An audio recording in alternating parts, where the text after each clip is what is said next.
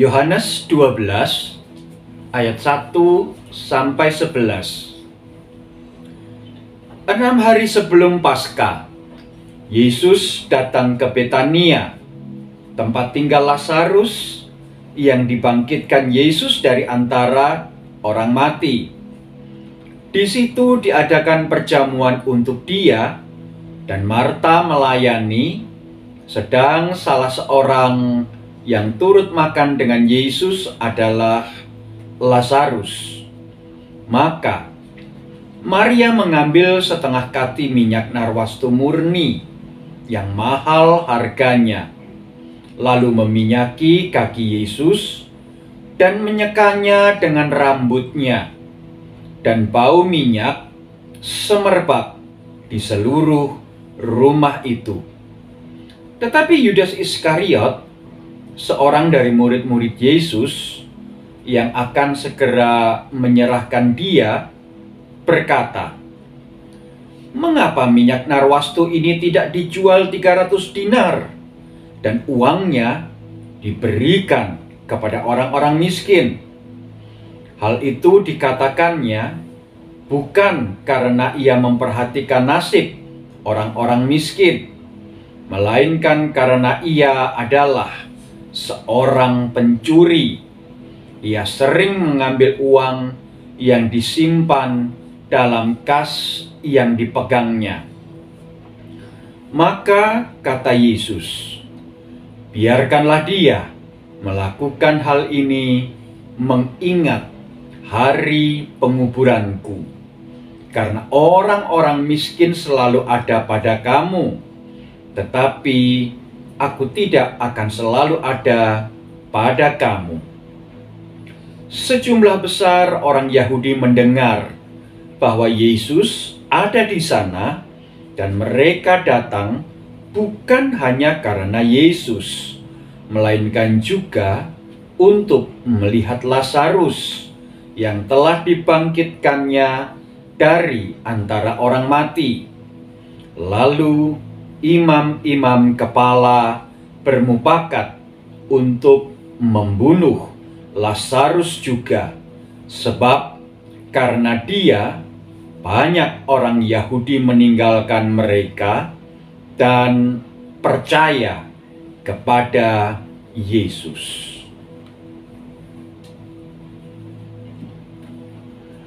Selamat pagi, Ibu, Bapak, Saudara, anggota jemaat dan simpatisan GKI Taman Majapahit Semarang.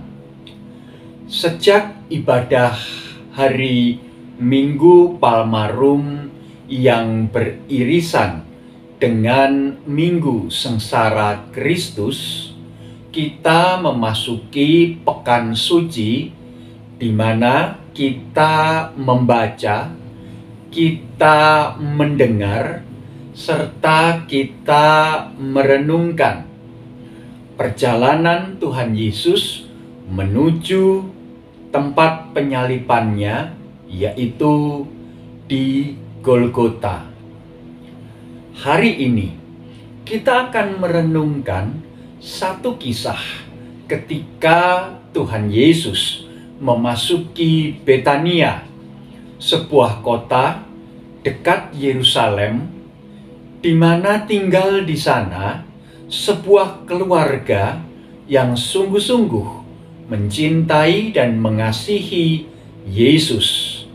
Ya, keluarga Marta, Maria, dan Lazarus.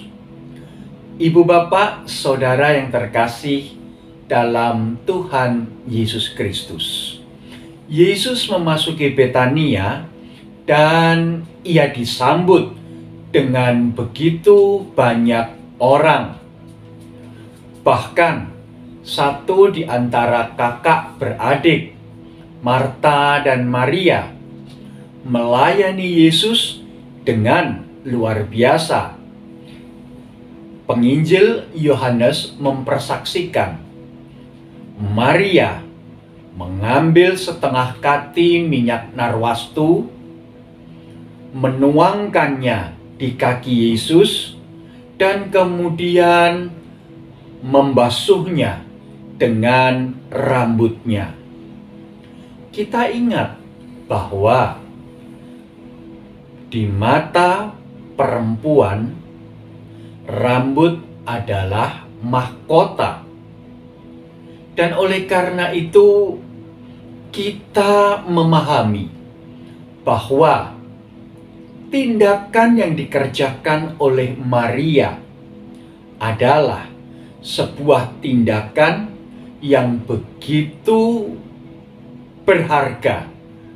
Ia mau menempatkan, ia mau mempersembahkan yang terbaik, yang terindah, yang termulia untuk kekasih hatinya, Tuhan Yesus Kristus.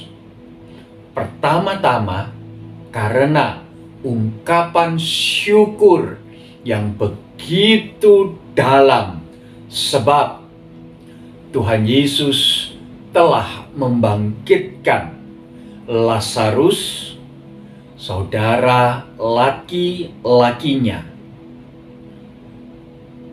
Kebangkitan Lazarus di mata Marta dan Maria sekaligus menghapus aib di antara mereka.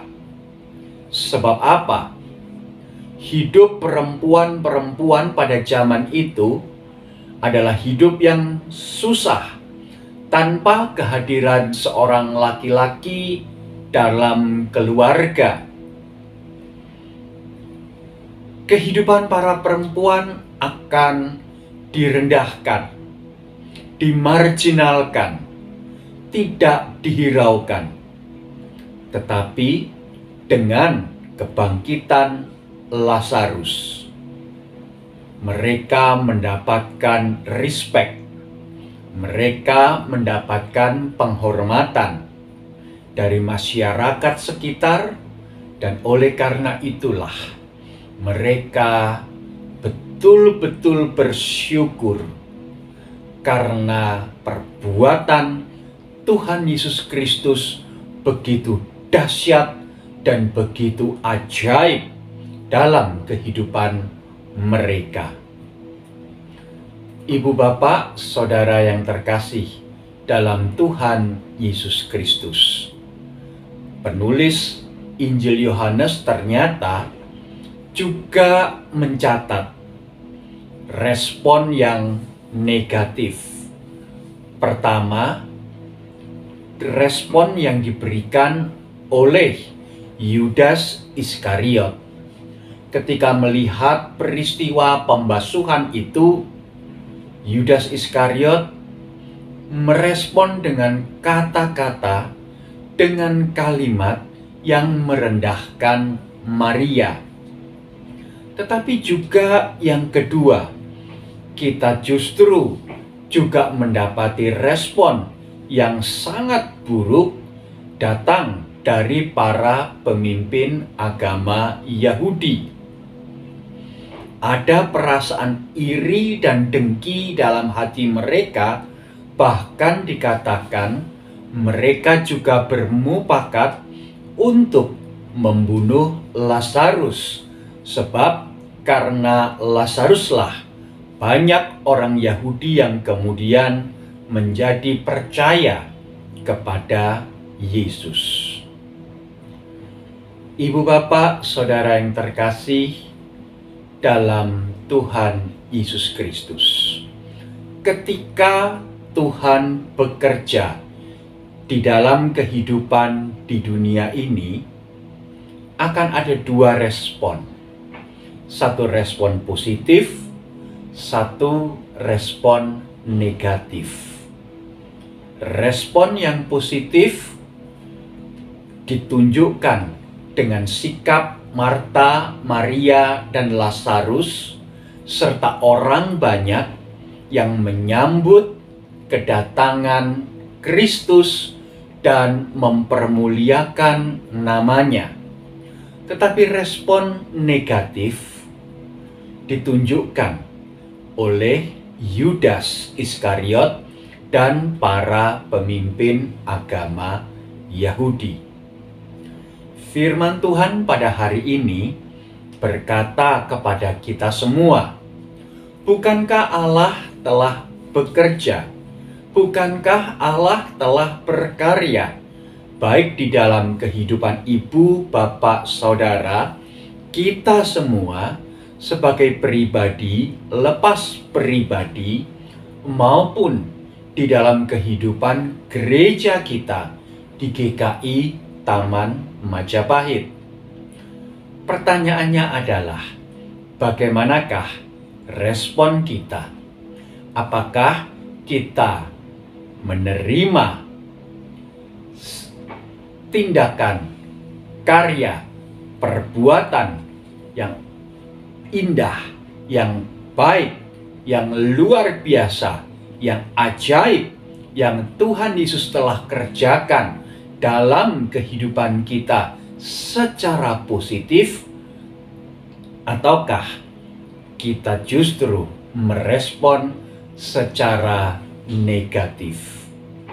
Firman Tuhan pada pagi hari ini mau mengingatkan dan mengajak kita.